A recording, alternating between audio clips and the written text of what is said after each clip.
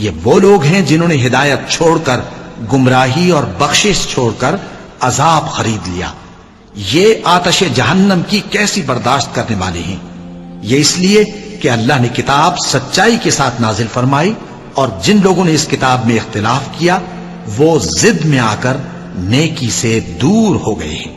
نیکی یہی نہیں کہ تم مشرق و مغرب کو قبلہ سمجھ کر ان کی طرف منہ کر لو، بلکہ نیکی یہ ہے کہ لوگ اللہ پر اور روز آخر پر اور فرشتوں پر اور اللہ کی کتاب پر اور پیغمبروں پر ایمان لائیں، اور مال باوجود عزیز رکھنے کے رشتہ داروں اور یتیموں اور محتاجوں اور مسافروں اور مانگنے والوں کو دیں، اور گردنوں کے چھڑانے میں خرچ کریں، اور نماز پڑھیں اور زکوٰۃ دیں، اور جب عہد کر لیں تو اس کو پورا کریں، اور سختی اور تکلیف میں اور جنگ کے وقت ثابت قدم رہیں. یہی لوگ ہیں جو ایمان میں سچے ہیں، اور یہی ہیں جو اللہ سے ڈرنے والے ہیں.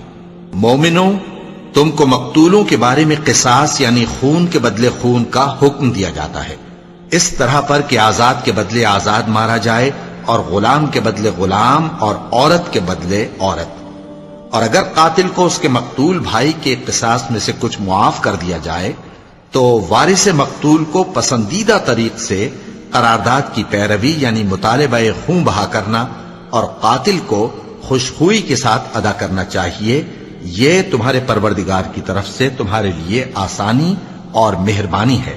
اب جو اس کے بعد زیادتی کرے اس کے لیے دکھ کا عذاب ہے. اور اے اہل عقل، حکم قصاص میں تمہاری زندگانی ہے کہ تم قتل و خونریزی سے بچو.